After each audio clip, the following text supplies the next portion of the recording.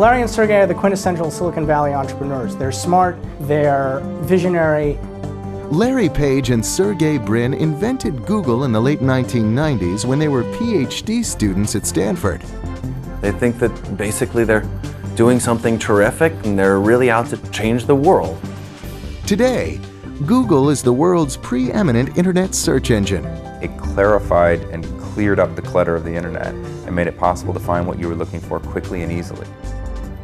It's hard to really predict what the impact of Google will be. It's one of those technologies that shifts the way people do things.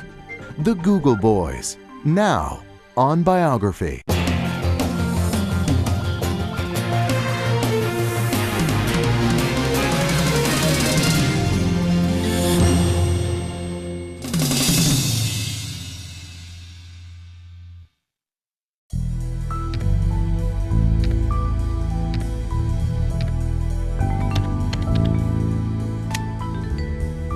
In the old days, finding stuff on the internet was complicated, so you had to be a skilled researcher.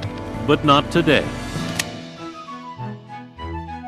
Now, thanks to Google, the internet search company, everybody with a computer and an internet hookup can search the web. It clarified and cleared up the clutter of the internet and made it possible to find what you were looking for quickly and easily. That was a major breakthrough. Google processes more than 200 million queries a day from all over the world. I'm from England and a lot of people in England use Google. Everybody in Ireland uses Google. Yes, Google is in France, it's very popular.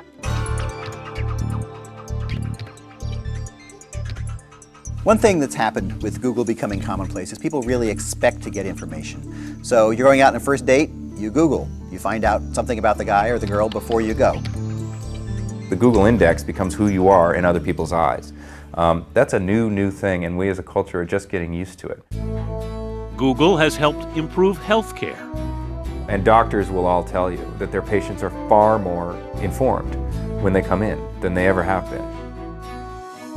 Google was the brainchild of two brainy Stanford University PhD dropouts, Larry Page and Sergey Brin.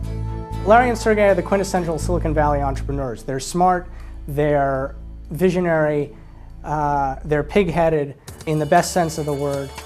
Page and Brin introduced Google in 1998. Their timing couldn't have been better. Google managed to hit it just at the time when tens of millions of people were coming to the web. .com startups were on fire. Interest in the internet was soaring. The web was exploding with information. The only problem was finding it. The existing search engines did the job, but they often turned up more junk than gems. Before Google, often searching, you had to do it multiple times to be able to find what you're looking for.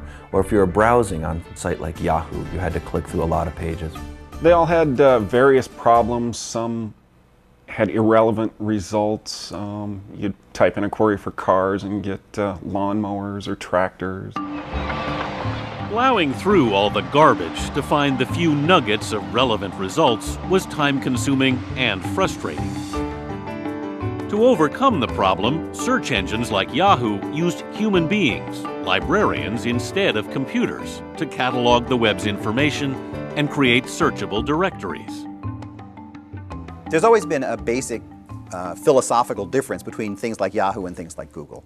The Yahoo side, which is what falls more under traditional librarianship, is that you have people who are experts who know what's going to be the best thing to look at, and they can put together a catalog, an index, a directory that lets you go and find the things that they put there.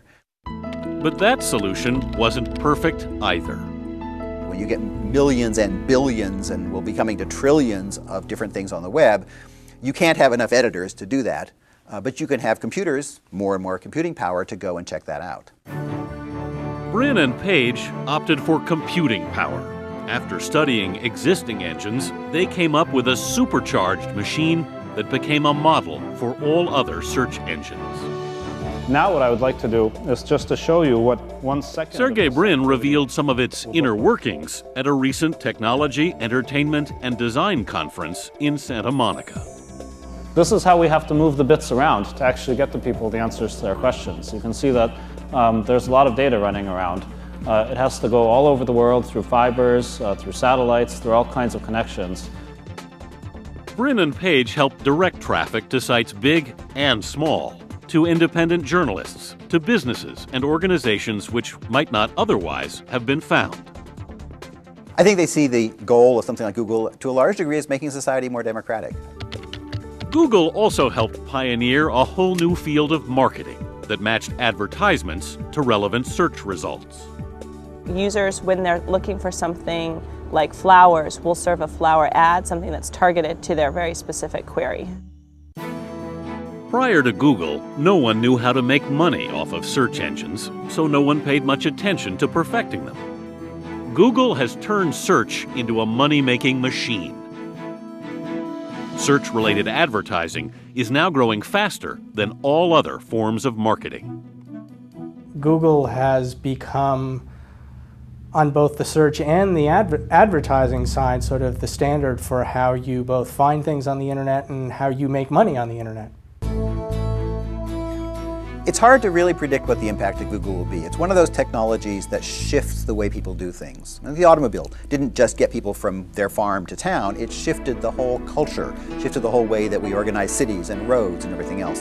The internet is doing that, and Google is a big part of making the internet work that way.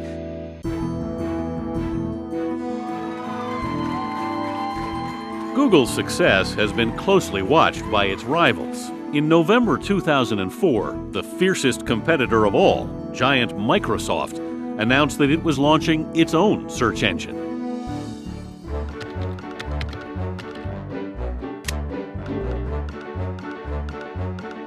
Now everyone's gunning for Google, and the guys who made it happen, two PhD wannabes turned search engine billionaires.